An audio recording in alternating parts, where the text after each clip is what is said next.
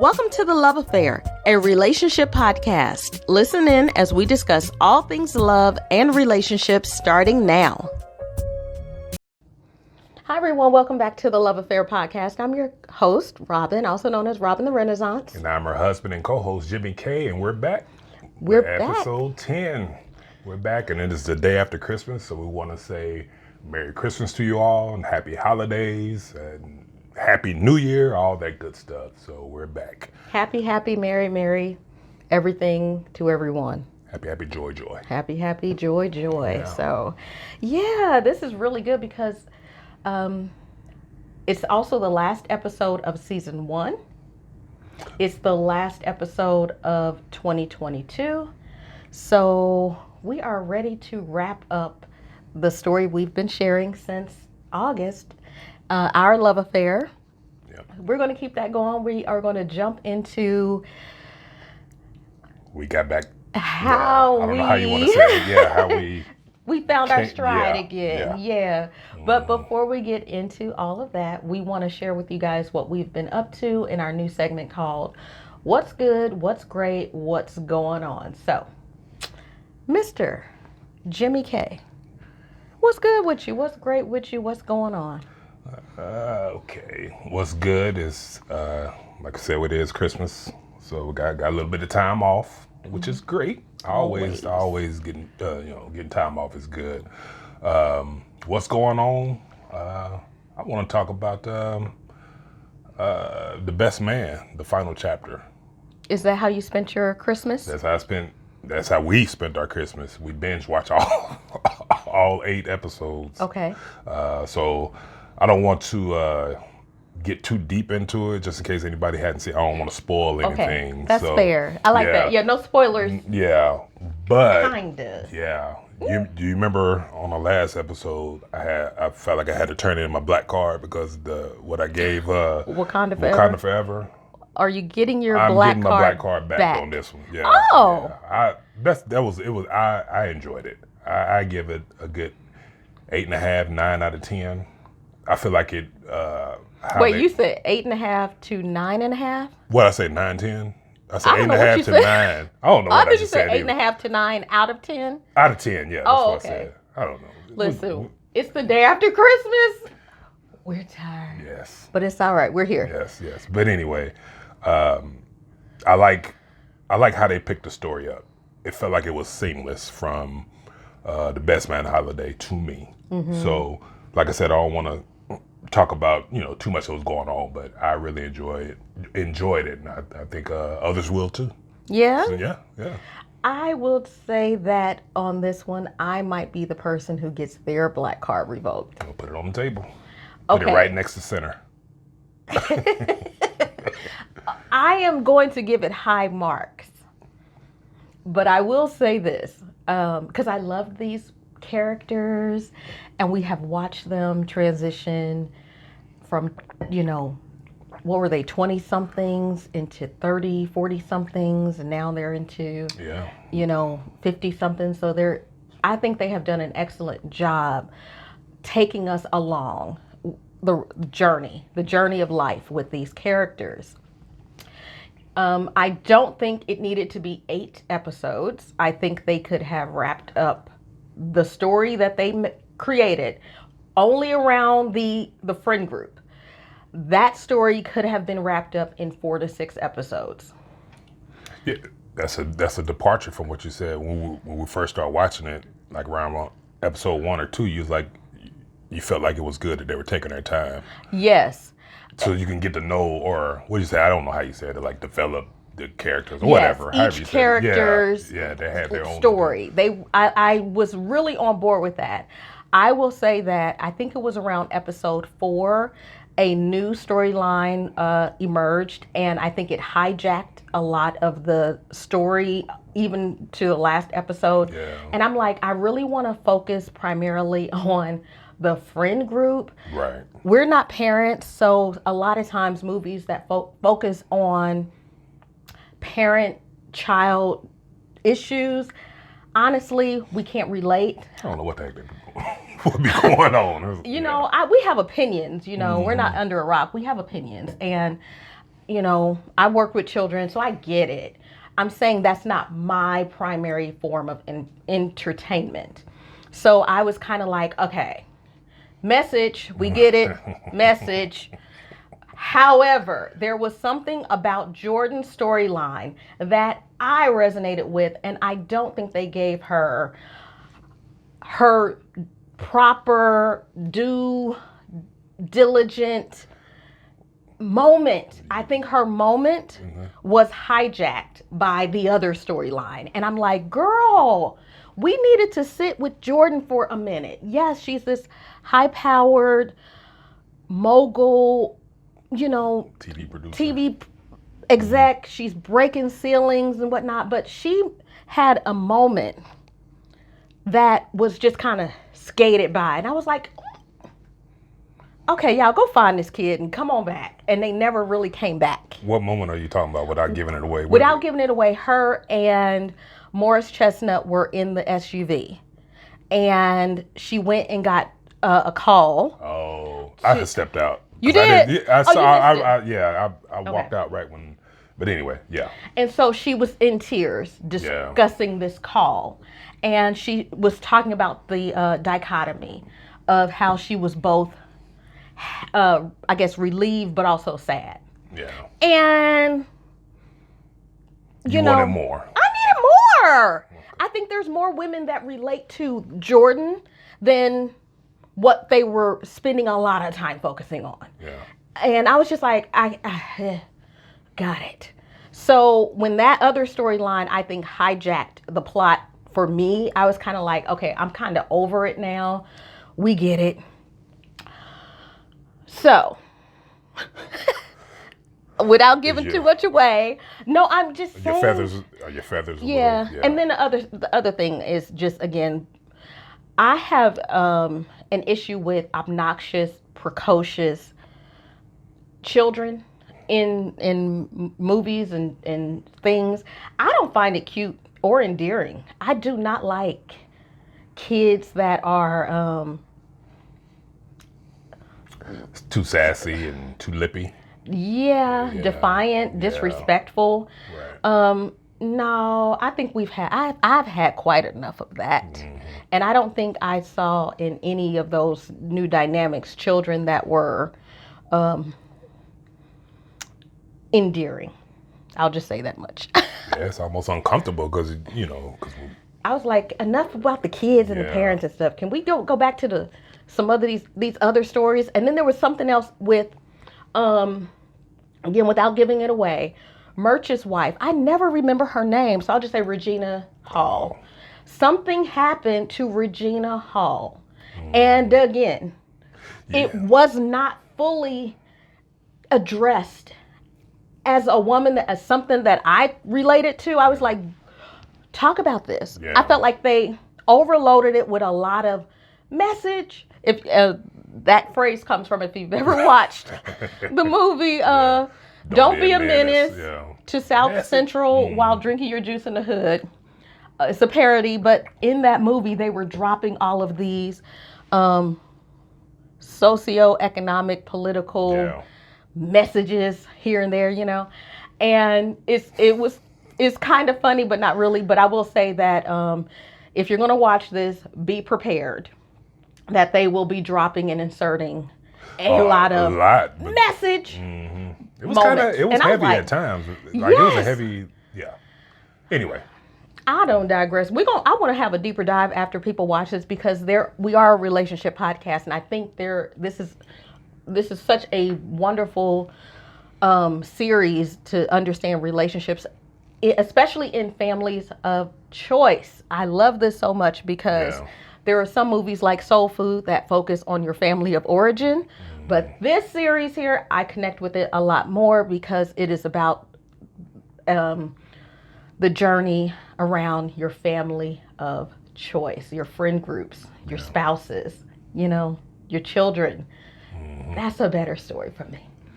In any case, I said I would give it high marks because I do think they did some things exceptionally well.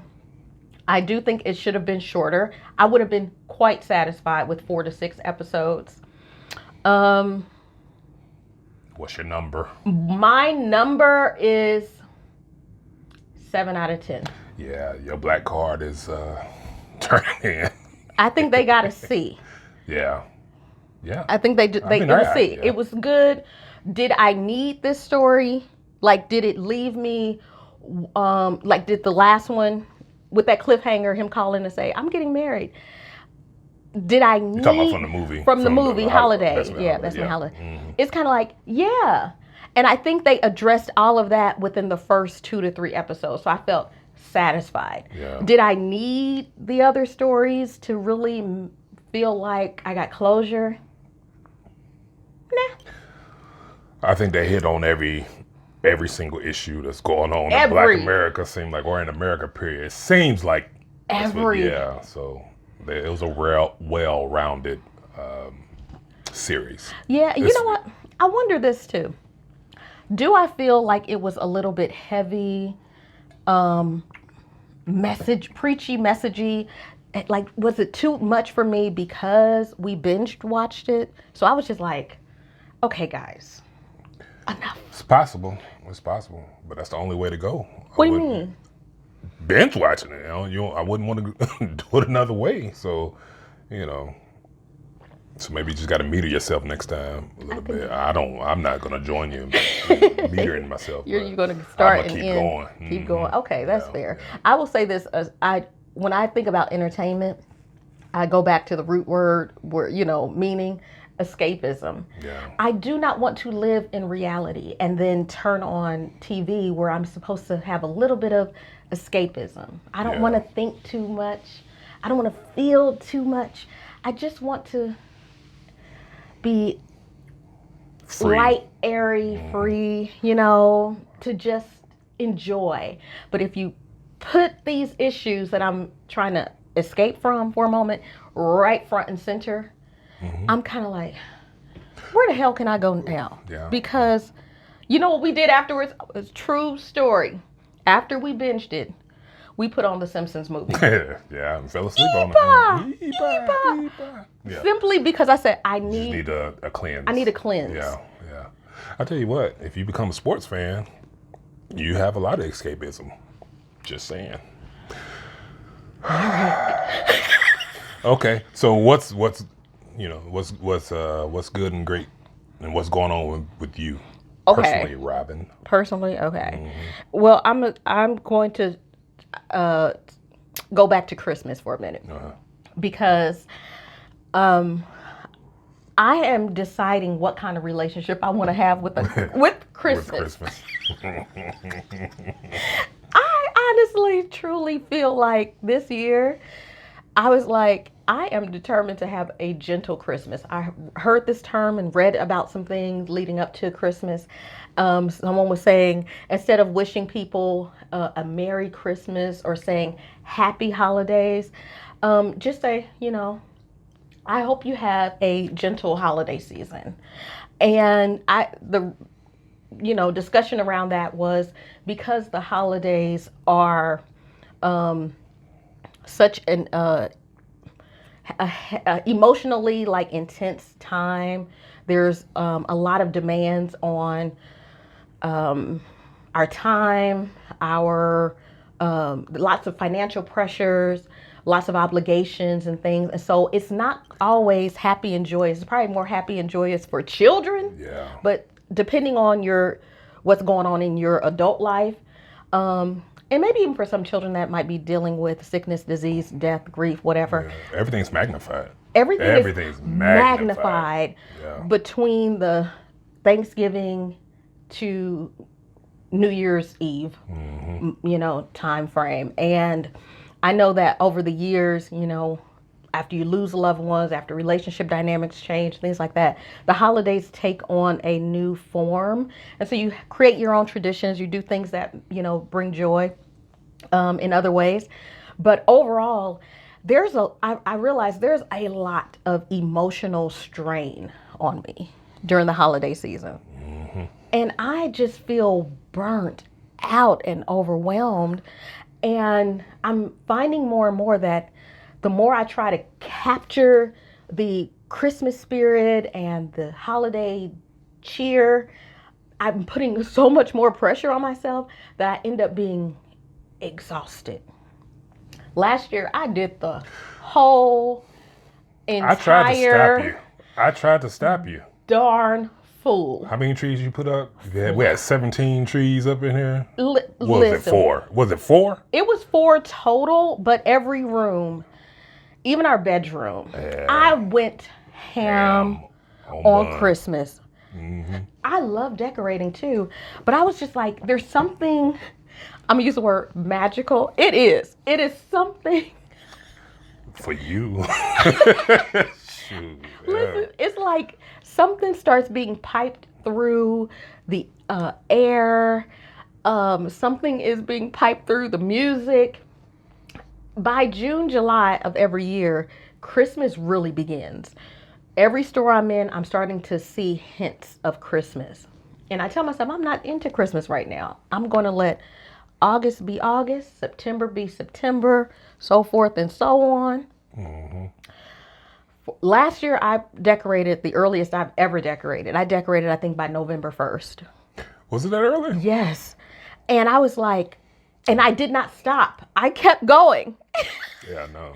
It was so much to buy and to have and to do. And I was, my Pinterest board is amazing. So I said, this year, I'm not going to do that. I told myself I'm not going to decorate until after Thanksgiving. I broke my promise to myself, and I did decorate the week before Thanksgiving. And I will tell you, by December 10th, I was like, you ready for it all I'm come ready down? for all this to come down. Tear the whole system down. And as a matter of fact, last year, I had so much Christmas everywhere that on Christmas Day, I actually took everything down. I was like, I need this to be clean. Really? Yeah. I think you were watching football, and I was like, you know what? I was looking. I was in one of the living rooms, and I was like, okay, I'm done. And I went and got the ladder, and I said, I'm taking this tree down. And I just started. I laid all that stuff out. Yeah, I said, I'm done. I got to take all this down. And I mean, so by that, I'm like, gentle Christmas. Beyond the emotional toll it has and the financial toll and all these other things, I think more so that I'm going to approach Christmas a little bit differently each year. And I'm going to make sure, I want to have the moments where you have parties and you do check in with friends and you have moments for joy. But I'm definitely going to prioritize having a gentle holiday season next year. This was I think one of the laziest Christmas weekends we've had in a long time. Yeah, I wasn't mad about it. I wasn't either. Yeah. I think I need more. I need more of that. But, yeah. I'm gonna say this real quick. Do you remember back when we were involved in church stuff, and you have families, in-laws got stuff, everybody got stuff. It's just these demands where, and then if you're working too, and you got end of year audits and all these things you got to do before the end of the year, you got taxes to prep and plan. I mean, it's like, as an adult, the end of the year is like crunch time, go time.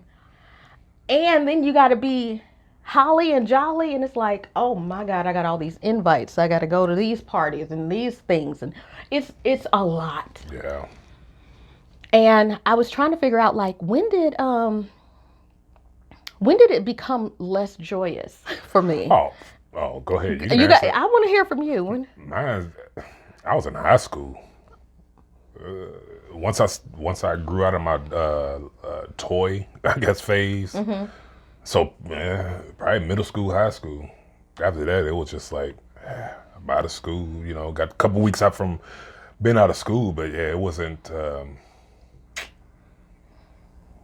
I think I became Scrooge after that. Not really Scrooge, but it wasn't as exciting, of course.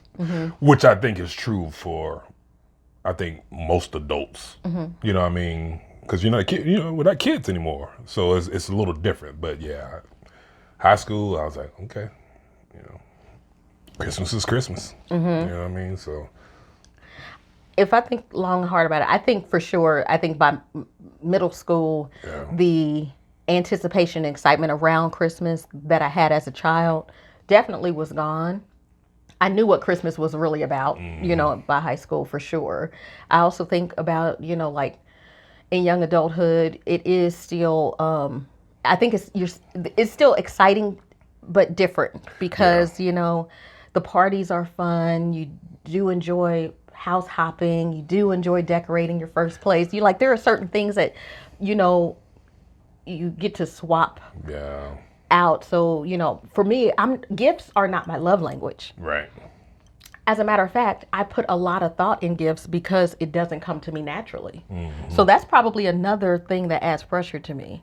That, if I have to, I'm generous. Let me say that. I am a very generous person, right? But I'm also thoughtful and conscientious around a lot of things. So if I'm doing gifts and things, I'm thinking about the theme. It really is. Yeah. I put a lot into Put a lot it. of energy into it. It takes a lot of energy for me to do that because I want to do it well and I want to make sure my heart is attached to it. So I'm not the kind of person that's like, I'm just going to buy a card and a gift card. Unless I really don't really know the person, I might do that. But for the most part, because you're, that's you. Yeah, wow. I'm kind of like, I want to make sure, if there's a note that it really is handwritten, it comes from my heart. It's, but it's not my primary love language. So, Feel attacked. no, but we have that agreement too. We don't. I don't know when we stopped. Every now and again, we swap. I might say, okay, I do want something to open on Christmas, and then other times I'm like, no. Yeah. Or we do the joint gift like we did this year. Yes, and I think I prefer that. Like even for our for birthdays and holidays, I like when we plan stuff together. Yeah. Because I guess that's not my love language. So I know there are some women and people out there who really like that. They want their person to buy them a lot of things and they get to have that unboxing moment. And I'm kind of like, I buy just about everything I want whenever I want. So that's not a joy to me. What is joyous is when you said the other day, you was like, Jamaica, we're going to Jamaica. I said, oh, what? Let's do it. That's my love language. Yeah. Stamping my passport. Yeah. Don't buy me gifts, buy me trips. That's Is that your new motto? Come on. Ah, you done started something. Come on. Yeah. But I recognize that it's not my love language. So I think that's part of the other thing is that I was finding other things to do to enjoy the holiday, like parties, like the dinners, like the concerts, like the other things. So actually, Christmas morning unboxing gifts, I'm kind of like, I don't need that. Yeah. To wrap this up, another reason why Christmas is not, I mean, maybe I don't have that joy or whatever, or less joy. It's because of the nature of my job as well. Like that's the Peak season. That's peak season. So it's like that's extended hours and you just going and going and going. So that zaps a lot of energy. So, it kind of just maybe takes my focus away from Christmas and you kind of just in work mode or I'm in work mode. So, but anyway. That's a good point. It can be overwhelming on a lot of fronts. Yeah. But I think gentle Christmas, I'm gonna work towards that for sure. Yeah. I will say this, something else that was really good that I watched, the Whitney Houston movie, I Want to Dance with Somebody, hands down. Do the slow clap. Pop, pop, pop, pop, pop, pop. Yeah. Hands down, my personal favorite Whitney Houston movie ever. I have watched every documentary. I thought Whitney Can I Be Me was the most touching and personal because they had her private, like some private videos and whatnot. But those Lifetime movies didn't do any justice. The Bobby Brown story, they all served a purpose. But this one, I Want to Dance with Somebody, by far the best one because it did focus on Whitney, the woman, the person. They honored her humanity, and they did such a superb job of not being so hyper focused on her addiction and how tragically she died. I think that story overshadows her, the woman, the person who really didn't even want this fame thing. She really She just wanted to sing. sing, but she wanted to have love and she wanted to have a family. But everybody in her life, I want to say it appeared that everybody in her life, with the exception of Robin Crawford, was a taker. And I do like that in this movie they did show that relationship between her and Robin Crawford because, Yeah. it was important to her, a relationship that was important to her. It nourished her at a point in time in her life, and then she moved on from it. But moreover, when I tell you I was in that movie theater weeping, Yeah. I got verklempt. I'm not even kidding. There's a part in the movie I totally forgot about when she went on Oprah and did the 2-part interview. I forgot about that for some reason. And she sang a song called I Didn't Know My Own Strength. When I tell you my little napkin had so many holes in it, I had already been crying. But when she sang, I'm getting teary eyed now. It's beautiful. Wow. Okay. Okay. Center. Center, where are you? It is by far the best. I'm not laughing at you. I'm It's laughing with you. okay. Laugh. It's okay. I forgot how much of a Whitney fan I was. There are just some things that I forgot about because I think how she died began to overshadow a lot of that. Whew. When she sang that, I was like, ah, Whitney. You wasn't the only one in the movie No, crying. Okay, good. I think everybody on my row was crying. That's for good. sure. But yeah, at that moment, I was like, I cried, and then I did what is that called? Hyperventilating, like, Like yeah, or that, yeah, a little choky. I was like, girl, I had to have a conversation with myself, like, girl, Yeah. you will not sit in this movie theater and do the The ugly cry. But yeah, at one point I gasped. I was like, and I was like, I'm gonna have to remove myself. Yeah. It was that touching to Put me. one finger up and walk out. I walk did. Out there now. I did. I was Yeah. like, I'm gonna have to get on out of here. It touched me, and I will say this. I put this movie in my immediate top 5 of movies that have just crawled into my heart and have taken up residence. No one will ever knock them out. You want to go in the top 5 real quick? Sure. Movies? Okay. All right. Let me pull myself together. Okay. And then we're going to come back and do a quick This top is the 5. Yeah, right. Oh, you want to take Yeah, a break? yeah, Okay. let's do that because I'm crying. Yeah. Pull yourself together, man. Hey there, are you enjoying the conversation as much as we are? Then let us know. Be sure to like, comment, and subscribe. We're here every other Thursday with a brand new episode, and you do not want to miss it. Okay, all right, back to the conversation. Okay, we're back to center. I had to weep for Whitney for a minute. Wow. So But- you're composed? I'm composed. Okay, so I kind of threw something out there. I was like, you want to do top 5 movies? Totally off the cuff. Yeah, I said that, and then I'm like, wait a minute, what was my 5th one? So we'll do 4. We'll do. What's your top 4? My top 4. No particular order. Okay. Goodfellas, Training Day, JFK, Malcolm X. Hold the phone. Yeah. Okay. Yeah. I'm gonna steal one of yours, so I got 5 again. And if I had to do 5 just off the top of my head, I will put Best Man, the first one, on there. I'm still kind of trying to think through the Rolodex of my mind, but for now, if I think of something, I chime in. But I do Best Man, so that'd be my 5. Yes. Listen. Okay, we do have one that is similar, but I'm also gonna take one of yours because I totally forgot about them. How did I forget about Goodfellas? Yeah. Listen. Anytime that those movies are on, I'm stopping and I'm watching. If it's just a little bit, I'll watch. Yeah. Oh man, now I'm thinking about top 10 because I'm like, how can I not have Devil Wears Prada in mine? Oh my gosh, that's my movie. Okay, but no, I'm gonna stick to 5. Okay, Best Man, The Best Man, first one. definitely is in my top 5. I remember seeing that in the movies, and I went and watched it immediately again. I watched it twice. I said that was so good. Did you pay for it or you snuck in? No, I think we paid for it. paid Hang on, wait. Well, I'm just. I don't know. Wow. Yeah. I think I paid for it. Yeah, I told you we're gonna get on you eventually.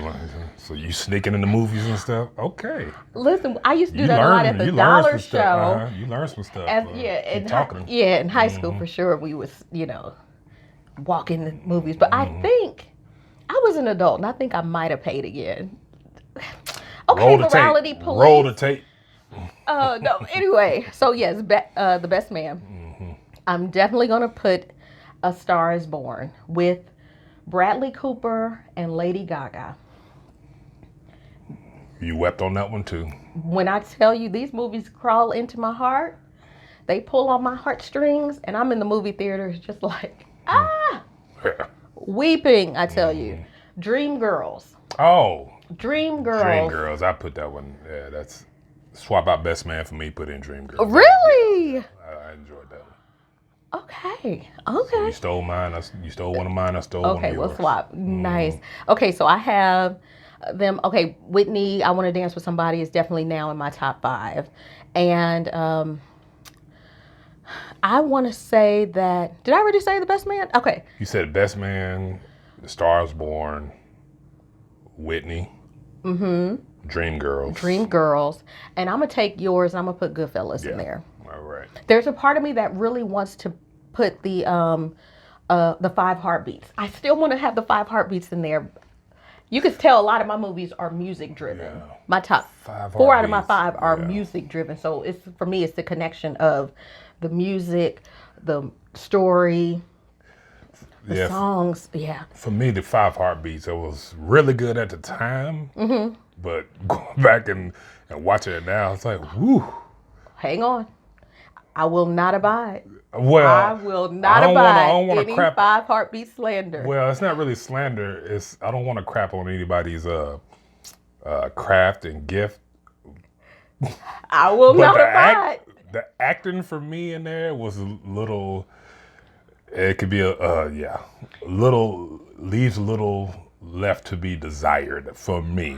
Yeah. Hang on. To this day, I feel like the 5 Heartbeats deserves an Oscar. Wow.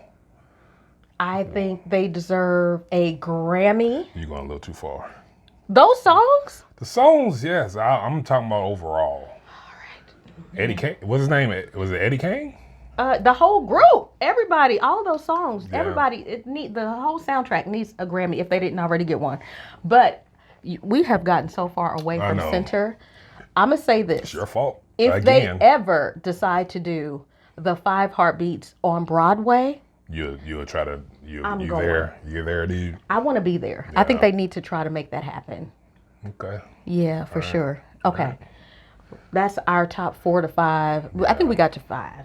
So. Again, for everybody listening, feel free. Jump in the comments and let us know what your top 5 is. You might put something there. Y'all might put something in there of a movie I haven't seen yet, and I'll check it out. So yeah, I like that. And let us know. Yes, let us for know sure. What it is. Yes, let us know also if you are going to watch The Best Man final chapters and the Whitney Houston movie. Let me know. Let us know if you weep. Yes, let me know if you're gonna weep for Whitney with me. All right. Okay. Enough. That segment went on for a little bit. We got to get to our story. Yeah. Listen, you ready? I'm ready. Okay.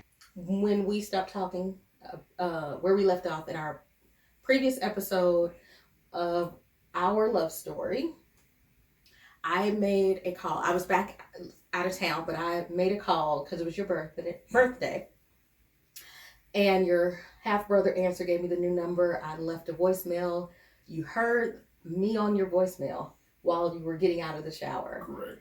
And you were delighted, to say the least. It made me happy. Oh. I'm just do a little shoulder shimmy because it makes you happy because I was happy to hear from you. Yeah. And you said we picked up where we left off. Kinda. That needs to be clarified a little bit. we picked up where we left off as friends. It wasn't. We both moved on, so it wasn't like we was trying to get back together. That's true. We were not doing that. It was just just falling back in that. I guess I'd say habit of or comfort of just talking about any and everything, and it was just just having a friend back, which was good.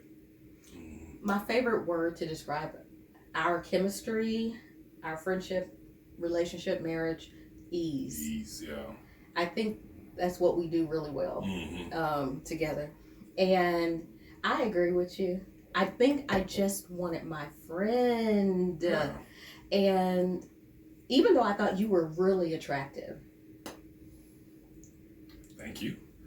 You can say that more now. Yeah, I thought you were really handsome, but I didn't have the crush on you that I had before. I really feel like in that when we made that attempt years before, and it just wasn't the right time, wasn't the right fit. I feel like for me, a lot of that, again, it got parked somewhere else. So I wasn't feeling that way. Like, I want to try with him again. Right, and I was the same way, even from the get go.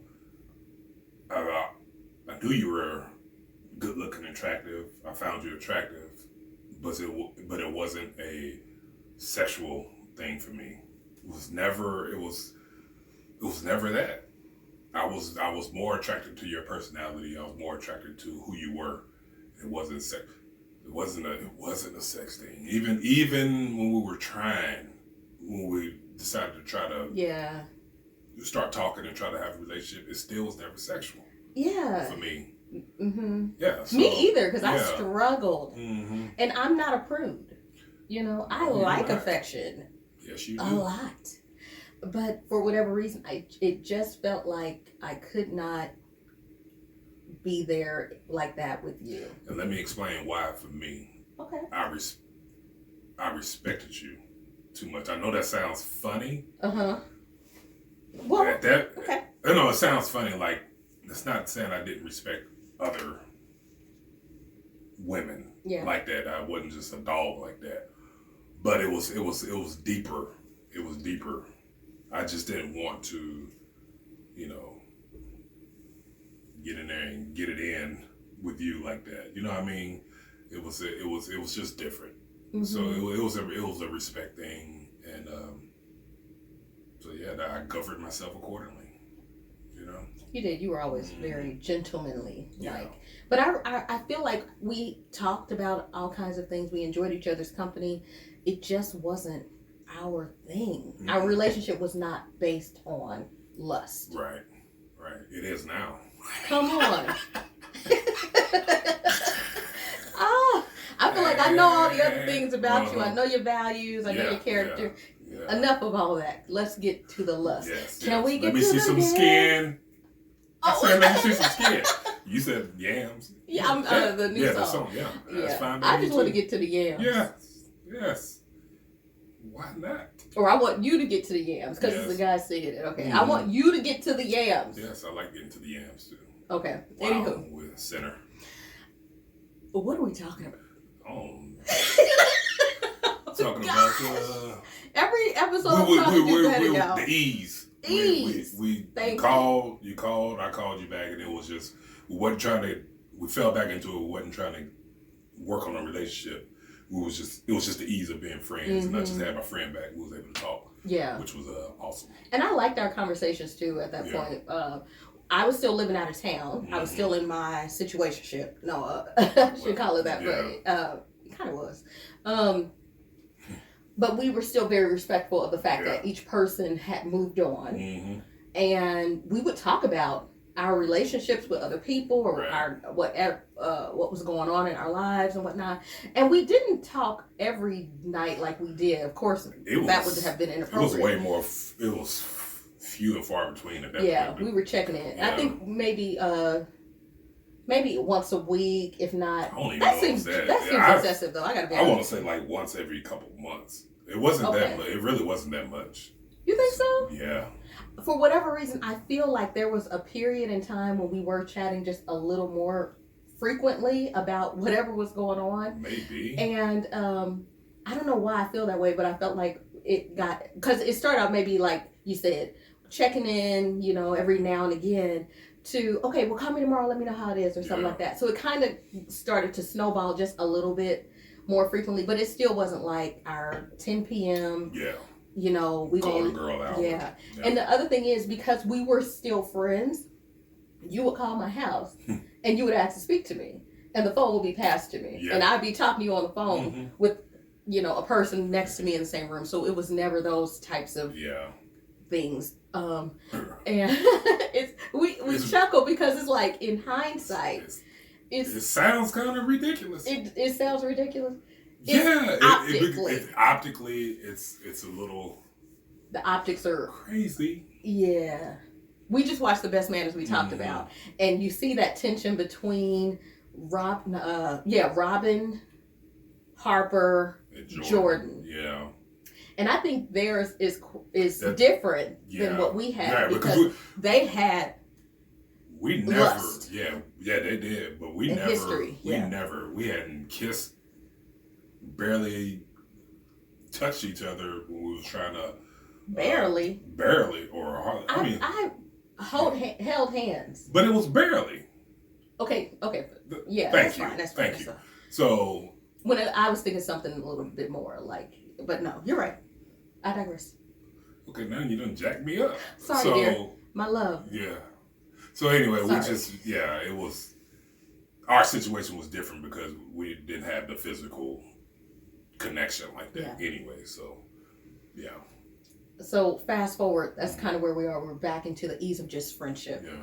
And we're talking whatnot. And I will say this, that I'll talk about what I was doing out of state in a new marriage or whatnot.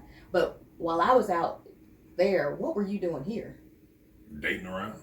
Yeah. Basically. I mean, it was just, would meet people and talk a little bit, see where it went.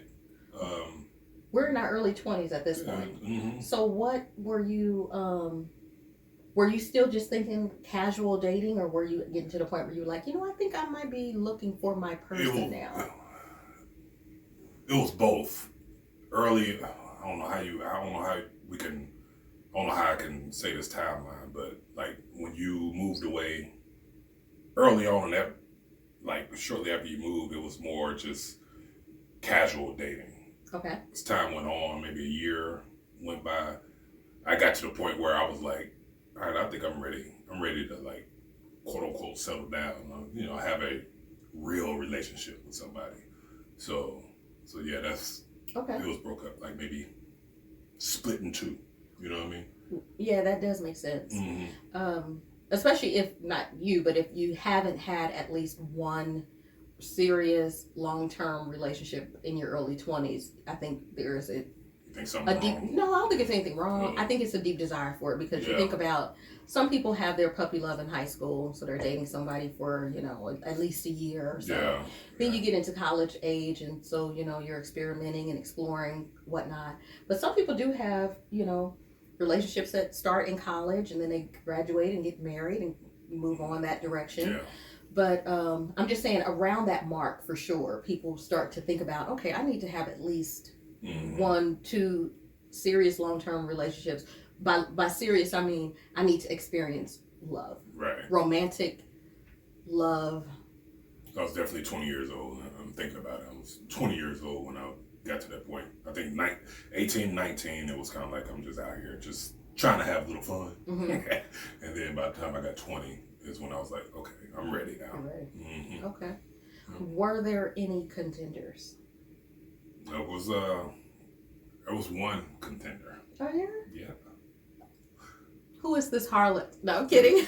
The harlot was... No, we won't call her that. No, she wasn't a harlot. She wasn't. Actually, don't say her name or anything. No, I'm not going to say her name. What made her a contender? Again, it goes back to me when I was feeling like I was ready to have a relationship. So I met this person actually on my 21st birthday. Oh, you done skipped some time then. Did I skip the time? No, it was 20. You know, it was 20, and I said 20 was when the summer, age 20.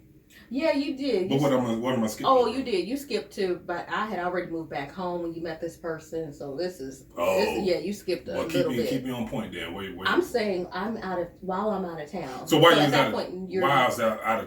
was out of town, that was more just casual. That was all casual. Okay. You know, so. You're okay. Okay, how you feeling? Fine. You sure? Yes, mm-hmm. I'm fine. But you know what? I remember you said something to me when you were going through your casual dating spells and whatnot. You told me something that I held on to this day. To this day, and you're gonna keep holding on to it. Every woman I talked to, I was comparing them to you. And was there any comparison? There was no comparison. I used to tell my brother that if I ever get serious, it would have to be Robin, or somebody like you. Mm-hmm. That was my. I had set the standard, and all of them, they didn't meet that standard that I had.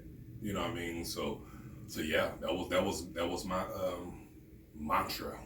I like that. Mm-hmm. You know what? In another episode, I would really like for us to talk about that, because I got a question a lot when we were dating and engaged and being married 20 years. The question comes up: how do you know this person is the one?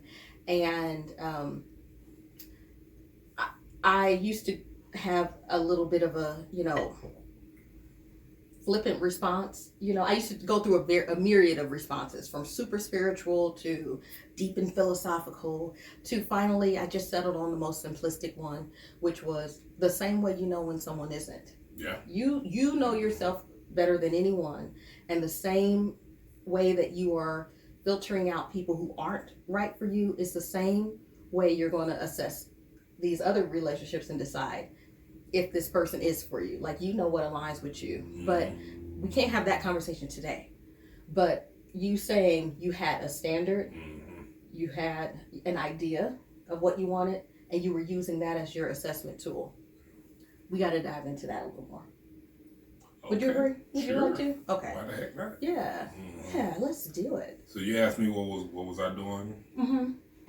I know you were married. What were you doing?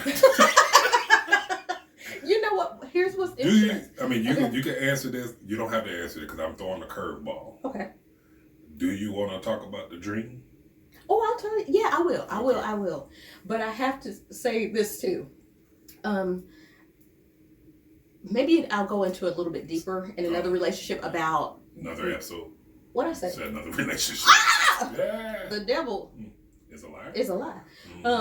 In another episode, I want to talk about that. Yeah. A little bit more. I don't know. I got to figure out how I want to approach it, because I don't want anybody running out of their marriages because of my experience, Right.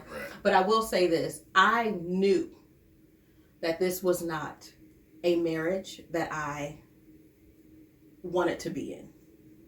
I knew that when I got married, and I knew that I was going to try and do my absolute best, but ultimately, like when I just said, you know yourself better than anyone knows yourself. So I knew myself. And so during that time, I am dealing with the cognitive dissonance of, I'm here dealing with this when I want to not be here dealing with this. So I'm that's me. I'm living in that space. How do I honor vows that I made that I absolutely do not mean? Well, and what?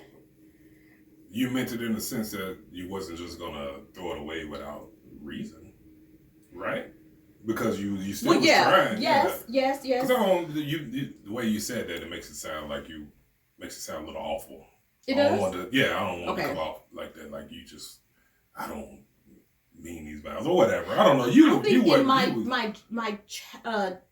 the mind that I had at that time. Yeah. I think I knew with everything in me that I'm saying this, I'm going through the ceremony. Yeah. I know that this is not exactly what I want to do and where I want to be and whatnot, but I also know that I've made choices. Yeah. I'm going to see my choices through, and I'm going to give it a good-hearted try. And that's what we did. I will give us credit for that. You know, we did a good job of trying, and we did a good job of saying, you know what, let's let each other off the hook. This ain't it. Go on. We reached a point in both of our lives where, you know, he had an opportunity to make some changes in his career. I wasn't on board. It was going to require movement and some changes and transitions that were going to be challenging for both. And I was just like, you know what? I don't want to hold that. I don't want to do that. Yeah. I'm going to remove myself from the equation so you can do what's best for yourself. That is interesting because the Best Man final chapters, Harper and Robin, they got the same challenges. Okay, I'm sorry. Back to center. Yeah. Anyway. So also I was in school. That semester was coming to an end, so it was just some things. I was making some changes too because I was in a degree program. I said I absolutely hate this. Yeah. Yes. I was like, I don't think I'm going to be able to finish this program because this is not who I am. So personally, I was just there were a lot of forks in the road. Yeah. Anyway, so that's what was going on with me. And at the time, I want to say there was a moment when all these forks in the road are happening in real life. I dreamt a week-long series in or around the spring of that year. And in short, I dreamt about how this marriage was going to end. I dreamt about moving back home. I dreamt about how our relationship would start. I dreamt about my sister's marriage and wedding down to the absolute colors. She picked the colors, which are so absurd. It is. It was so absurd. I was in the dream dreaming that her wedding colors were peach and baby blue many years before she actually had her wedding, and her colors were peach and baby blue. I also dreamt that there was a pregnancy during that wedding, and she was pregnant during her wedding. But it's just an interesting thing that I've always had that gifting of some sort where if I dream about it and the way that I dream about it, it usually is happening. Yeah. It's going to happen that way. I'm usually not wrong. But anyway, I dreamt that. And I remember waking up at the end of a week-long dream series. It was a Sunday morning. I think it might have been Easter, to be honest with you. I woke up out of my sleep and I knew. I said, oh my God, I love him. Meaning you. Me. Which is crazy because I was not in love with you.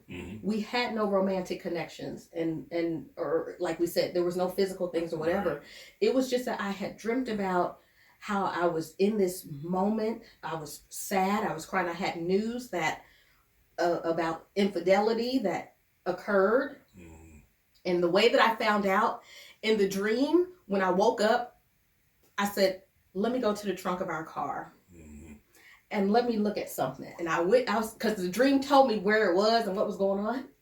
And when I looked and I saw it, I was like, oh my. So when I said there was a rascal in the story, there was a rascal. But in any case, this marriage ultimately dissolves. But I remember calling my friend at the time. After having that dream, and I remember going and sitting outside, and I called her, and I was like, girl, let me tell you about this crazy dream. So I told her this, and she said, Robin, everybody knows you guys are in love with each other. You're the only one that doesn't know this. She was like, and I was like, no, we're not. And she said, Robin, this boy has been loving you since high school. Well, you know, it It's true. You know? And we sat there and I was like, girl, what am I going to do? You know? So what I needed to do was I needed to close this chapter. And then I moved back. Yeah. And that's where, so we'll fast forward to that. I mean, I moved back. Yeah. And after that semester ended, after the lease ended, everything, we had the opportunity to both go our separate ways. So I was like, yeah, you go on. Do your thing. Do your thing. I'm going to go back and do my thing, and that'll be it. And I don't know when I reached out to you to let you know, hey, I'm back. I'm back for good.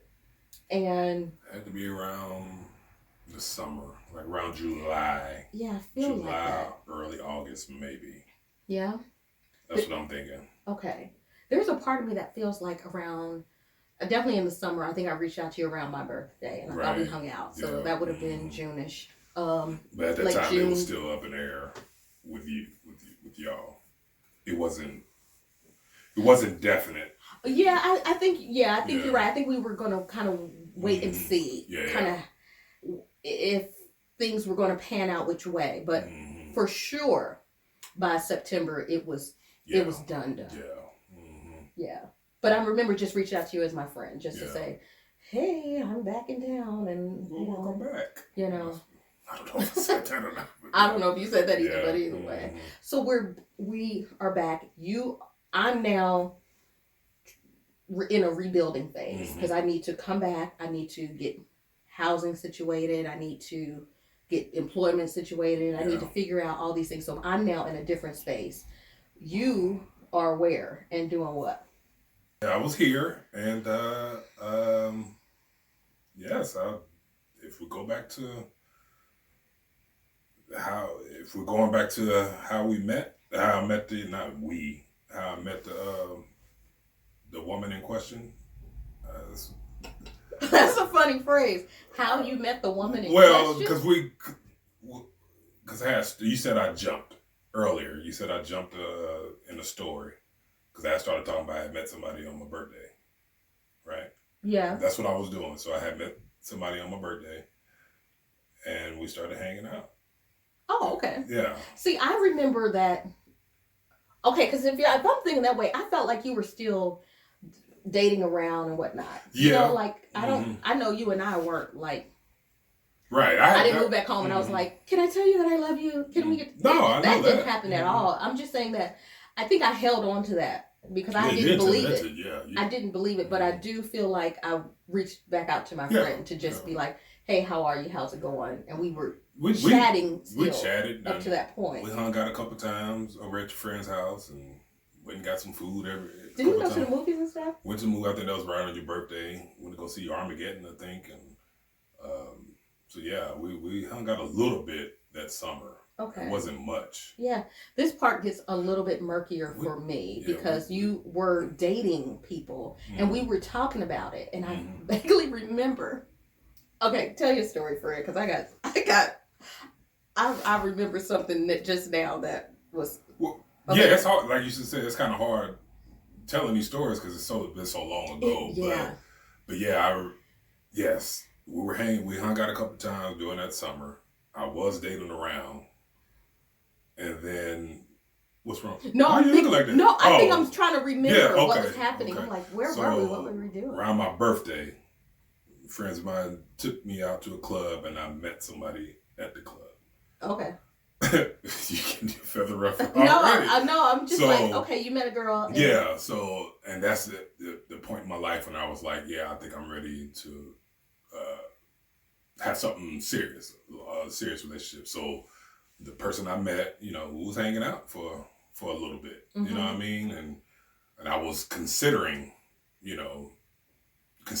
whether if she was the one or at least somebody I could hang out with long term, not necessarily the one to get married, but we can just hang out. So. I'm sorry. What is the issue? It's funny. I'm sorry. I'm remembering different details because we are I don't know why I keep reiterating, because we were just friends and you were telling me about some of these girls you were dating. I remember there was somebody coming and putting notes on your car. Yeah. But that's not the girl from September. That was a different girl. You were going out in your house at work to go to work or something. People were. This girl was leaving notes in your car. So that's why you kind of skipped over to some. I don't really remember all that stuff, but I had. But I was like, what are you doing to these girls? Literally, I'm not doing anything but being myself. I wasn't out there like just gaming them or however you want to say it. I really wasn't. I was just being myself. But, but we would talk about this kind of stuff, and I was just like, dude, you got the worst. So because of that, it made me think about what's happening with this other girl. People driving by the house and stuff. It wasn't like crazy stalkers, but there was like. It was. I was getting ready to go to one of them. Yeah, I was getting ready to go to work one time and got the phone call. It's like, I think I'm out in front of your house. I see the ADT sign. I was like, yeah. And drove by, waved and stuff. I was like, well, I'm done with you, you stalker. You know what I mean? Stuff like that, or leaving notes on my car. And it was, let's be honest, that's an ego booster. Well, that's like, well, look what I'm doing, or what I don't know. Okay. You know what I mean? But it wasn't. But yeah, that summer, I had some experiences. You did. So that's why I'm like, okay, you kind of skipped over some of that to get to. But you gotta help. Hey, I'm trying. You gotta help me stay on point here, because you know how I tell stories. It's pretty awful at times. So keep me in line. Listen, we will hold each other to the center line. Yeah. But keep me in line. Yeah. Keep me in line. I'm doing my best to try to keep us to the center line here. But I think the reason why I remember that story is because you kind of skated over it. That I was just dating around. I'm like, you were dating around. Yeah. Until you found someone who said, well, you got to the point where you were ready and said, okay, now I'm going to look at these relationships through a different lens, and I want to try and find someone. I've met someone who, I was willing to give a little more effort and attention to. So I'm skating around because, again, I say it again, it's just because so much time has passed. I really don't think about these people. You know what I mean? Or the details, at least. You know what I mean? So it's like, but you got the memory of an elephant. You know what I mean? Don't. Yeah, you do. When it comes to this stuff, you be remembering details like, but other important stuff, you're like, I don't remember. How are you doing? Stop it. Yeah. No, because some stuff is a blur. The reason I chuckle, because I'm like, I'm with you. Yeah. Doing this story, though, is going into the vault. Mm-hmm. I feel like it was so long ago. Yeah. Because a lot of times when people ask about our story and how do you get to 20 years and all these things, I'm kind of like, how did we? Yeah. And I want to give it serious thought and also offer, useful information for anybody that wants to get to 20 plus years of marriage in a secure and healthy and enjoyable marriage. We got to figure out, what did we do? Mm-hmm. So this has been helpful to jog some of those memories and to be reminded of your experiences, because I've done quite a few things. Mm-hmm. I had my own things in high school and just other things in life, but I don't think I ever had anybody leaving notes, and I would have called the FBI. Well, see, that before I remember that note was not, because it was two different times. It was two different times. The note was cool. I do not think anybody. No. That was cool. That was cool because we still. Well, yeah, maybe, but it wasn't that time. You know what I'm getting at, right? No. When the girl showed up and my mom let her in the house. I keep saying this to you. Right. This is a different woman. Yes. Oh, hold on. This is two incidences. So the one with the note, that was just cool. That was. We just hadn't talked in a while.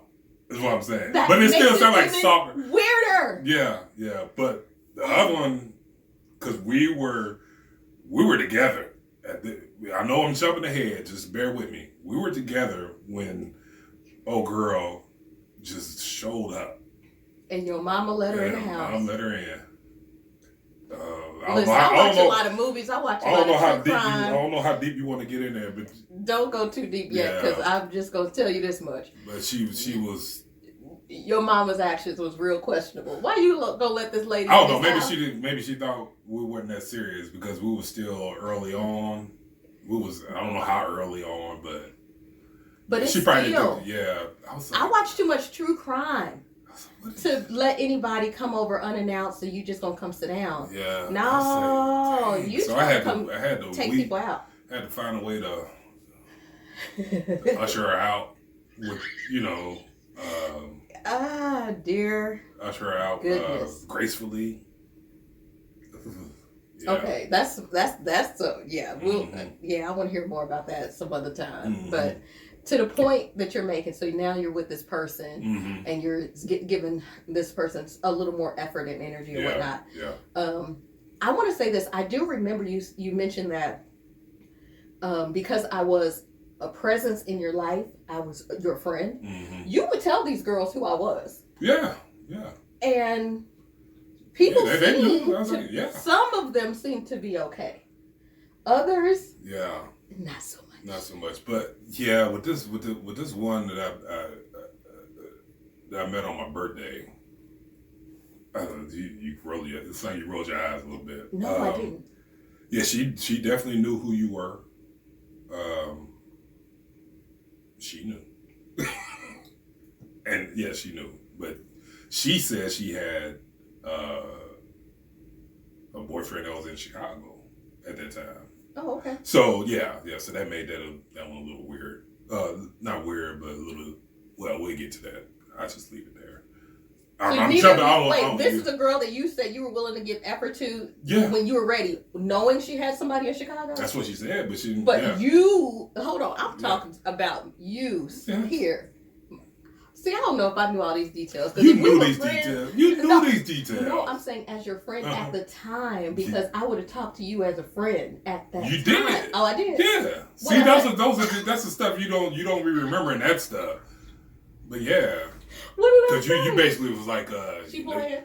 No, you was talking to me, talking about, what goes around comes around. Basically, because I was because she said she had somebody in Chicago, and I'm being dirty. So you just more focused on me. So yeah, you knew, and you talked about you. But okay, that sounds like me. I probably was trying to call down thunder and lightning from heaven on you, like burning bread or something. Mm-hmm.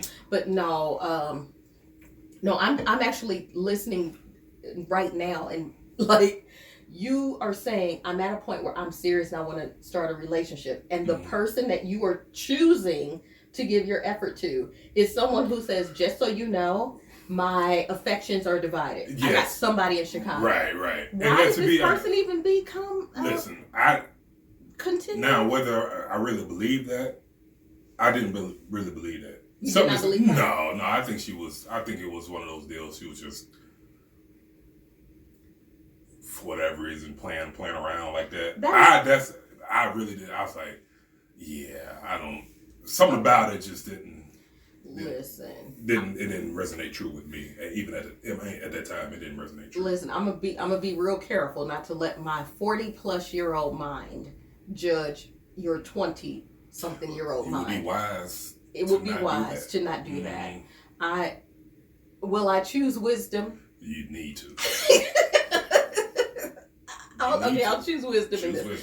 I think there are some things that you just don't see clearly until you look at them in your rear view. Oh, you have to look back at that and say, even though I was ready, I knew that this situation was less than ideal. Because even everything you just described to me, if somebody was telling me that that's their scenario right now, I'm looking to get into a relationship, I'm ready to settle down, but I met someone who is saying their boyfriend lives or their girlfriend lives out of state. Yeah. This person is not a contender.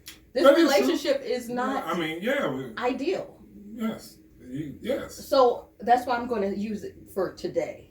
I'm not going to say at 20-something, you should have also used that lens, although I'm going to think it.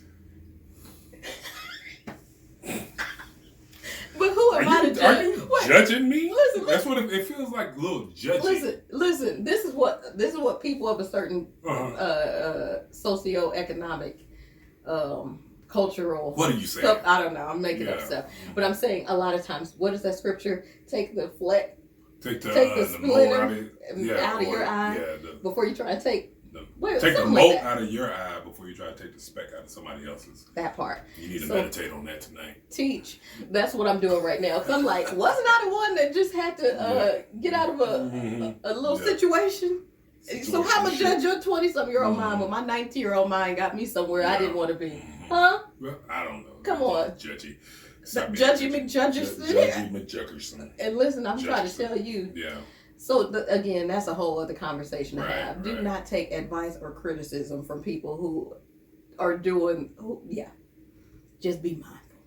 Yeah. Back to center. Yes, please. So yeah, I will stand on it.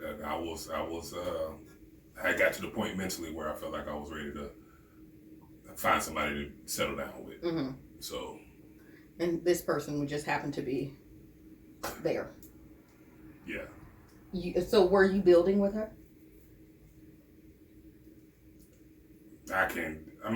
We were talking and hanging out for a few weeks. Okay. So I guess it wasn't enough. It wasn't a lot of time to say we were building. That's fair. You know what I mean? So. That's fair. Mm-hmm. Yeah. So I feel like this is like I'm on a witness stand here. You're just the way, because you got that face. I'm looking at you, and you're gonna see it when you play this thing back. It's like, are you?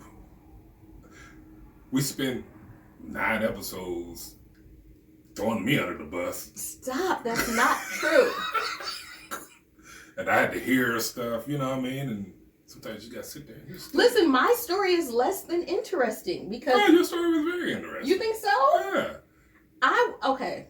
Anyway. To me, I feel like you had more characters. There's more plot twist and more. My story is kind of like straight. You feel like it's more kind of just. I got married and it didn't work, and I moved back. Yeah, that's not a huge story. Mm-hmm. Yeah. So back to center. I don't know what we were talking about. Okay, back to center. Yeah. Okay, mm-hmm. So you're now talking to this person. Mm-hmm. My marriage is over. Right. We have decided. It's over. Mm-hmm. And it was. I remember calling you around your birthday and you were going to go hang out. So this is the same night you met this person. Mm-hmm. But I was calling, just saying birthday wishes again. Yeah. And then I don't think I heard from you at all again until maybe later that month or the next month. Yeah, probably later in September. And I remember I just called you out the blue one day to say, hey, what's up? And at that time, your car got stolen. You were sick. Well, that's when you called me on my birthday to tell me happy birthday. I was sick because my car got stolen about like a week before then. Oh, wow. Okay. Oh, yeah. And I cried. Yeah. Oh, my God. These are the worst.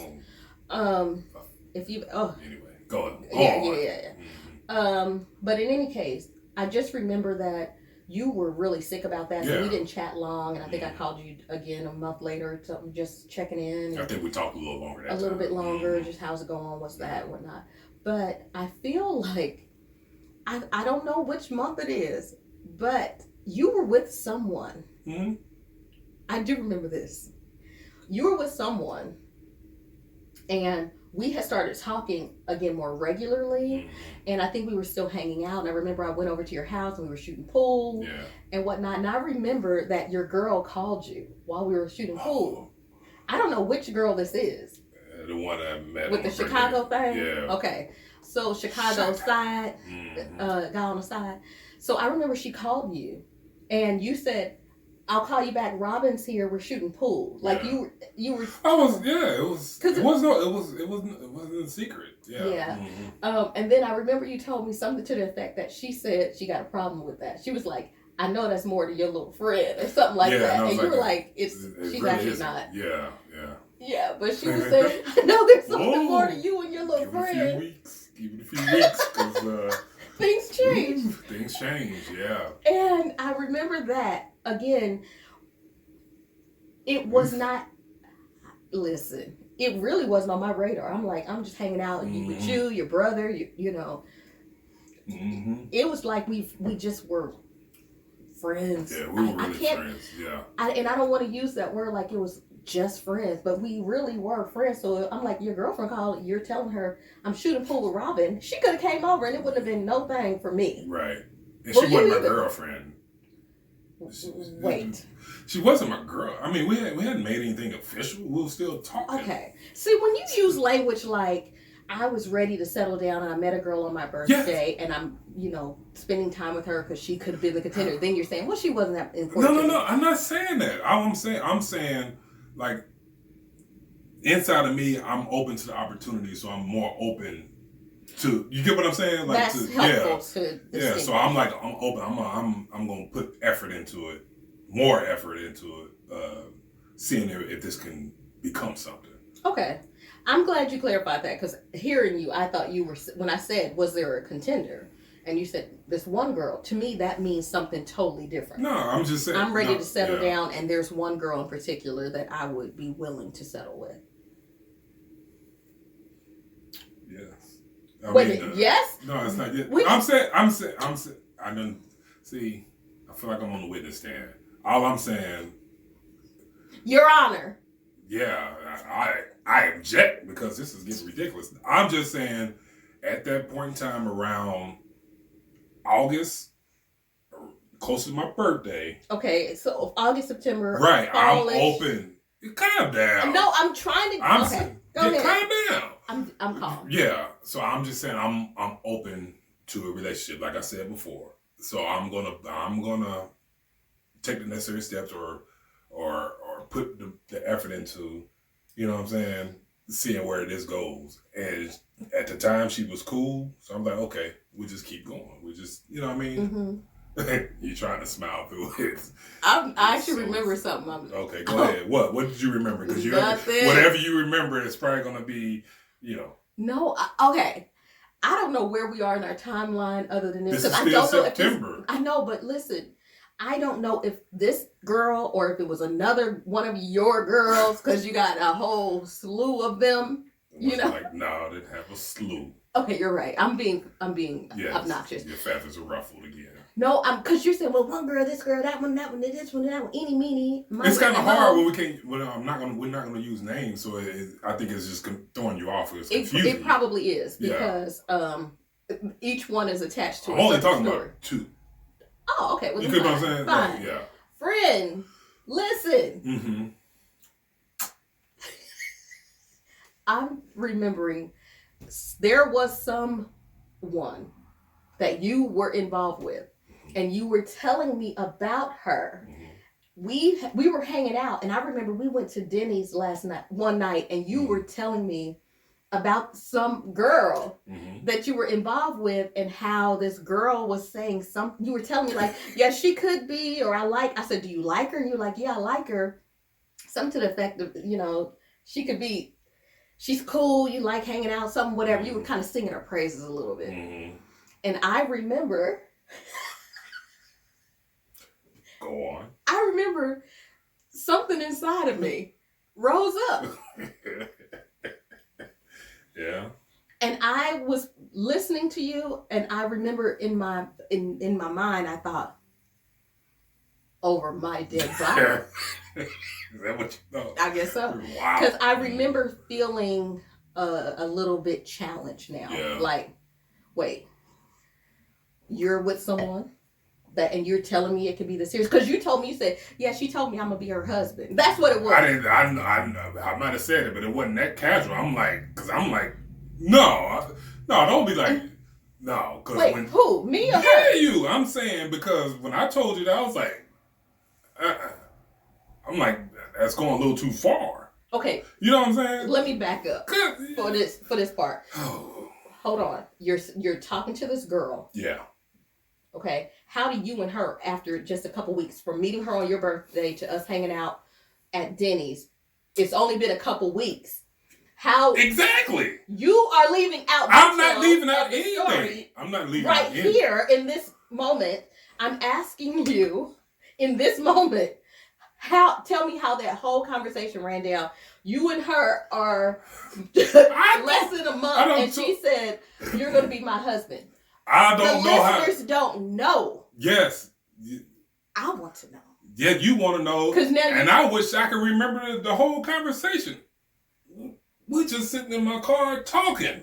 Okay. I don't remember what we was talking about. I don't remember any of that stuff, really. I don't know how it even led up to it. You know what I mean? I wish I had more answers for you. But I don't know. We just talking about whatever we were talking about. Maybe I was making jokes or laughing, and this is a good conversation. It's like, yeah, you gonna be my husband. So she casually just said that. Dropped that little nugget in there, and I'm like, no, the heck you not. I wasn't even there. I wasn't thinking like that. I'm just going to point out your body language right now. It's like, I'm innocent. Because God dang it, I am innocent. I wasn't doing anything. Like, I wasn't leading her on like that.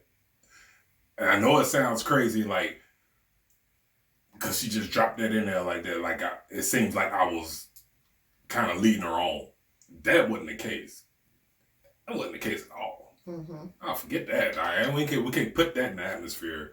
Like, I wasn't doing that. I'm not even saying that whether or not you were leading her on or not. I'm saying as a listener, as your friend, as a woman, I think the relationship clearly was defined as something for her to make that leap from, I met this guy about a month ago. We've only hung out a couple times. Yeah. Were you guys spending... I don't even want to know the details. It wasn't like that. We didn't consummate the relationship. Okay, thank you. I like that better. But all I'm saying is take yourself out of it and look at it as if it's some people over there. It looks as though you were in the relationship in one frame of mind. She's in the relationship in a different state of mind. Yeah.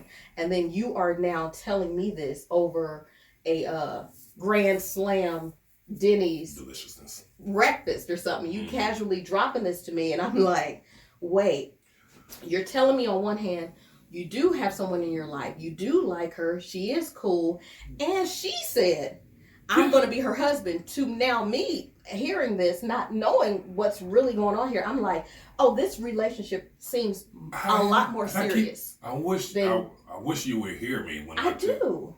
No, really. I know what it's. I know I'm acknowledging what it looks like. Me telling the story. Number one, like I said, there's been so much time has passed, so I know I'm leaving out something. It's not intentional. It's not like that. Wait, can you say that as if Denzel Washington said it? Sorry, that's my mind going on. Oh no! So you keep me off track. Okay. I'm leaving here with something. But anyway, so I know how it looks, but I'm telling you, like, the leap that she made was a ridiculous leap. Okay. Yes, I was open to a relationship and all that stuff. I wasn't there where she was, not even close. Okay. I'm still trying to figure this thing out. So, I mean, sometimes there's some people can jump ahead mentally on a lot of things, whether relationships or whatever. Why are you I'm looking because I'm trying to. No, I'm not. This is not directed at you. I'm just saying people sometimes can be further along. Yeah. Like if you're talking about relationships, somebody in their mind could be further along than the other person. That's true. Not saying this person or me in this situation is leading them on or anything like that. That's the only phrase That's the only phrase I come up with, leading them on, because. Or not even leading them on. I want to say this. I'm jumping in on your story, and I want to acknowledge I am interrupting you. Wow. Here's why. I think what you're describing here, they make movies about this stuff. Yeah. You know, there's that movie, He's Just Not That Into You, where this one lady is making a lot of leaps in what she thinks this relationship is about, and the bartender is telling her, yeah, he's not into you. Yeah. But anyway, I'm saying that because, again, everybody now is in their 20s. You both are in this relationship with two different ideas of what's going on, and neither of you are really telling the other person giving the other person enough information. Why you're not on the same page? Because no, I'm saying this based on her saying you're going to be my husband, and you basically just looking at her like, or whatever happened, you kind of dropped out the story there. Something was not discussed where she would say, where you told her, let's just be easy. We're just having a good time. No, I didn't. Too far. Yeah, I should have. I mean, of course, if I was 40 years old, I would have said that. You know what I mean? But I'm saying, even if you're not 40 and you're there with somebody telling you. No, I'm saying like my immature mind, I didn't think to catch that. Like, no, let's slow it down or whatever. I wasn't thinking like that. I get that. Yeah. I get that. Yeah. But also on the flip side with her, if in whatever she was thinking about what this relationship is, there wasn't any conversation around, why do you think this person's going to be your husband? Or you also need to slow it down and gather more information at this stage. Right. No, neither of you in this relationship had the appropriate conversations to clearly. Hers was more inappropriate. I will say both. No, it was her. I'm going to say both. I'm going to say her. Okay, fine. I'm so glad this is over 20, almost 30 years ago. Yeah. I don't even know how many years ago, but basically I'm saying that if you're saying, I need you to understand the language. If you're in a relationship and you say, I don't know if you said this or not, but as a person sitting here next to you, I reached a point in my life where I was open to having a more long-term, meaningful relationship. And I met someone on my birthday who I was interested in putting in that effort with. And I'm spending more time with her, getting to know her. Yeah. That's how you showed up in the relationship. Mm-hmm. I don't know what young lady was thinking, but she is now having some experience with you. And enough. Where she is now thinking, oh my Lord, my prayers have been answered. Yeah. I know from whence cometh my help, and he is here. Yeah. I don't know why I'm doing that. I think because I want to watch Gone with the Wind at some point this weekend. But anyway, I know that could have been in my top. Wow. I'm back to center. But I'm saying you two were having two different experiences. But I do want you to just acknowledge at some point, you don't have to do it today, that it appeared when you say, I wasn't leading her on or anything.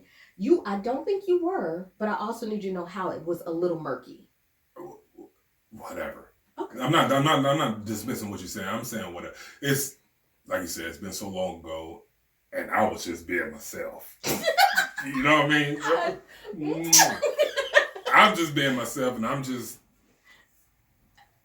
we just having conversations like, we just having that's all. I just was being myself. Listen, I feel like I'm on the witness stand, and I don't like it. Yeah. Can I tell you this? What? I'm going to tell you this as your friend and your wife. Yeah. You are charming. You are charming. You are adorable. You are a big teddy bear. You are just the warmest, sweetest person. And I think everybody that we know, when they meet us, they generally say what I think. You're quite easy to love. Yeah. When you say, I'm just being myself. Mm-hmm. Yeah, you're quite special. Thank you. And you're welcome. Mm-hmm. So I don't think it was intentional. So, and I get it. You probably don't fully understand the power of your presence and your essence. And that's probably why I'm maybe so fired up, because it wasn't intentional. I mean, we could leave it. We could just leave it right. Not leave the conversation, but it was right there. That's why I'm fighting so hard. It wasn't intentional for her to, make that leap. You weren't intentionally trying to let her know this was a relationship heading to marriage. You weren't feeling that way. I get that. Yeah. I get that. And did you get my point where I said whether your intentions were that or not, it was murky? it was not clear. Yeah.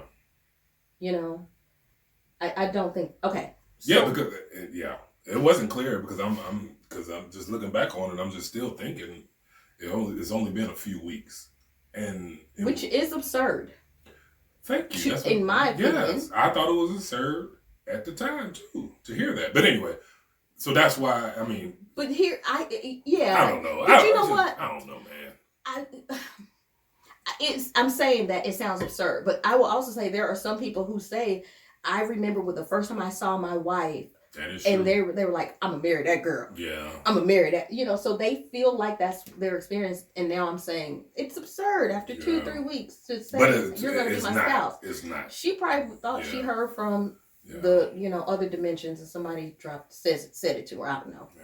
Anyway, you're with her, and you're telling me this over the Grand Slam breakfast, and I'm like, really? Over my dead body? I need to know who the heck does this girl think she is, and what's happening here? Because even though I just wanted you still as my friend, I was glad that we were back. We both were free in a sense, and we could just be friends. I guess I felt threatened by that. That oh dang, now he probably gonna put me through what I put him through, and go on and get married and go run off somewhere, gallivanting. And sashaying y'all pretty little selves all around the town square. And I'm not gonna do that. Yeah. So yes, that rose up in me a little bit, and I was like, challenge. But I do know we did start hanging out more. We were almost I don't even know if that's right, we're almost inseparable, but we were really hanging out like a lot.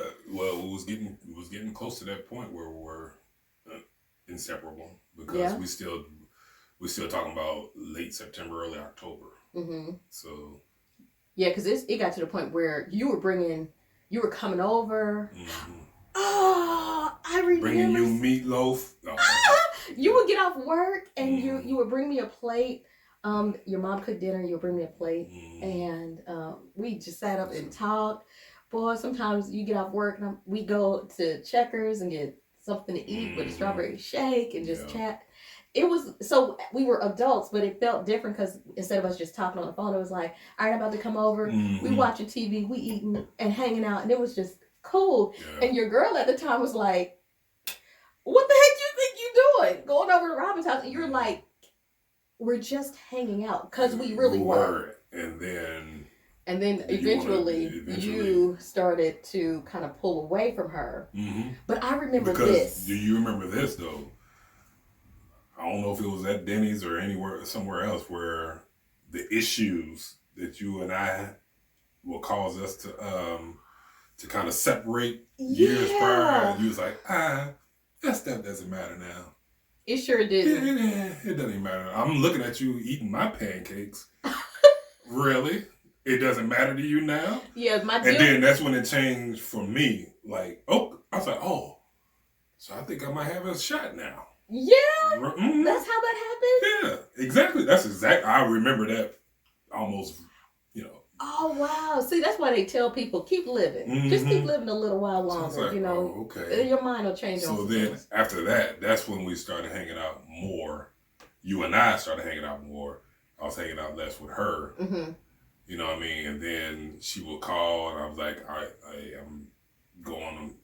And she didn't like it. So then. And then this is very mature of me, because I had a conversation with her. Oh. I was like, hey, things change. Robin's back, basically. And I was like, you got that thing in Chicago, you know what I mean? Oh, this is familiar. Yeah, I forgot about like, that. So I think we should just,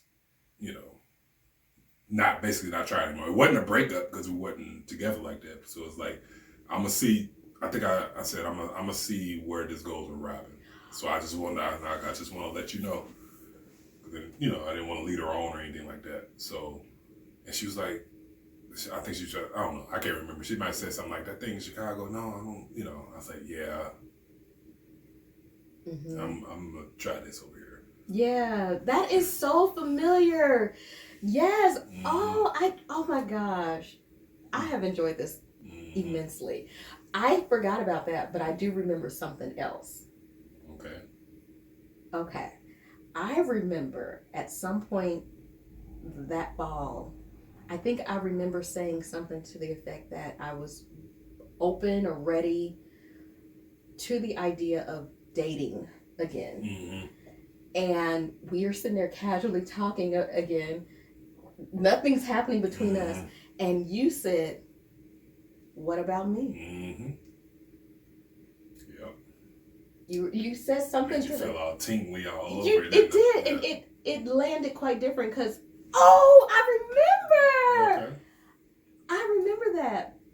You said, yeah, you were like, "What about me?" And I think I was kind of like, "Oh, what about you?" You know? And you was like, oh, I wish I remembered it verbatim, but it was kind of like, you know, are you, when you should give me a shot or something. Yeah, I think that's what I said. I said, you can give me a shot. Yeah. You should give me a shot or something like that. Yeah. And I felt like that was the catalyst because up to that point, you were with someone else. I'm just hanging out as your friend, feeling some kind of way like, oh, he over here with his little situation. And I'm like, you know, I'm ready to date, you know, and just see what life is like out here. And when you said that, it was kind of like, I remember having a conversation with you, and I think at that point I did say something like, I really am a lot to handle. Oh, yeah, do you remember that? Because I said, I'm a lot to handle, and you said, I can handle it. Oh, well, ball this guy over here. Come on. Yeah. And you said, I can handle it. I can handle it. I've been handling it ever since. Oh, excuse me. You have. Yeah. So. Oh, my sweetie. But that was good to remember. Yeah. But it was something else in that conversation. I don't know if it was then, at that point, or somewhere later. Because didn't I almost, it's going to sound bad, didn't I almost give you like an ultimatum or something like that? To a sense, in a sense. I was like, because you was like, I felt like I said something like, this going to be my last time trying or something like that. You did. Yeah. Oh my gosh. I don't know if it was after you said you're allowed to handle or all that stuff. I can't remember the exact, when I said it, I was like, yeah, this is my last time trying or something. Like, yeah, like something you were, like that. Yeah, you did. I do remember that because we got really serious. And I think I knew you meant what you said, and I knew I meant what I said. And I think that's when we said, okay, we're gonna do this. We're gonna try this. You know, we're gonna try this. And you did say that you were willing to try it again, but this will be your last time trying it. Yeah. And the balls on this guy. Jeez. Oh, our squiggly lines. So our relationship and our squiggly lines. And literally from that point on, from that conversation to now, inseparable. Today, we have basically been together every day from then to now. Yes. And that was the beginning. That is the beginning. Listen, I love that so much. Yeah. Listen, let me tell you this part before we wrap, because I don't know if you remember, but that next year, after New Year's, I remember I joined a church. And at this church, there was a woman with the same name and the same physical description of the club girl. Your girl.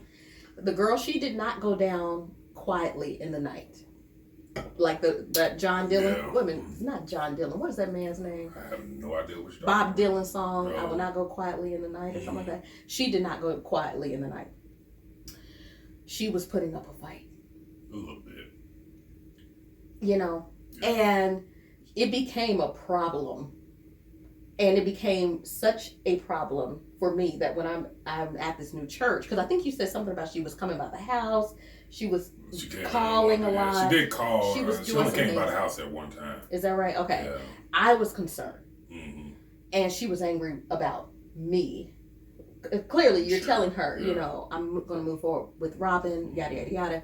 So I'm at the church and I see this woman with the same name, same description, the moles and freckles or whatnot. You're describing her. And I start to notice that wherever I am in the church, she's there too. And at one point, we are sitting somewhere, and I noticed this person is sitting there. And I think, at some point, I had enough. Yeah. And I called you or went to you after church, and I said, here's what I'm experiencing at my church.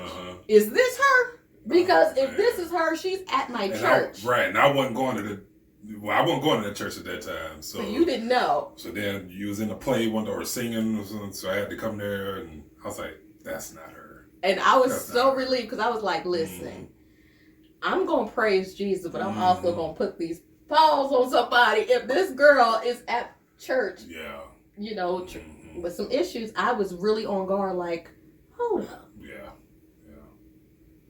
This is crazy now. Then I had to talk you off the ledge like, yes, it ain't her. Well, it wasn't her, and it really wasn't. This woman, married with children and whatnot, and I heard all.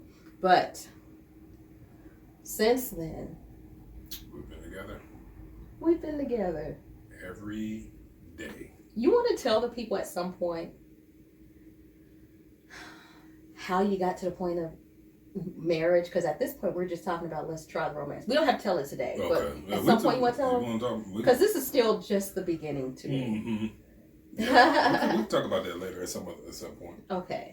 Yeah, let's do it. Anyway. So that pretty much wraps up our continuing story for now. I mean, I'm trying to the origin story. Yeah, the origin story. Yeah. So that's what it is. I hope you guys have enjoyed hearing us go down memory lane. And if you have, let us know. And we will take a couple weeks off to just enjoy the transition from this year into the new one. So we won't have an episode over the next couple weeks, but we will be happy to start season 2, and we'll continue to talk about our love affair, but we're going to also give our take on some of the things that are happening in pop culture using our 20-year married lens and our, our life experiences to give our take on it. You almost told your age, didn't you? Well, I'm over 40. I don't mind. I appreciate it. I don't mind. I don't mind at all. But using that, I think we have the luxury and the privilege to use all of our life experience to just inject our opinions on it, because it seems like a lot of people definitely want to find love and have happy, healthy relationships with themselves and others, and I think we have figured out a way to do that and have fun along the way. So we're happy to share. All right. Okay, so thanks for sticking with us through season 1 of The Love Affair. We'll be back with episode 2 next time. Season 2. I know what I say, episode 2. Yeah, you did. Season 2. We'll see you Y'all in know season what 2. I meant. All right. Bye.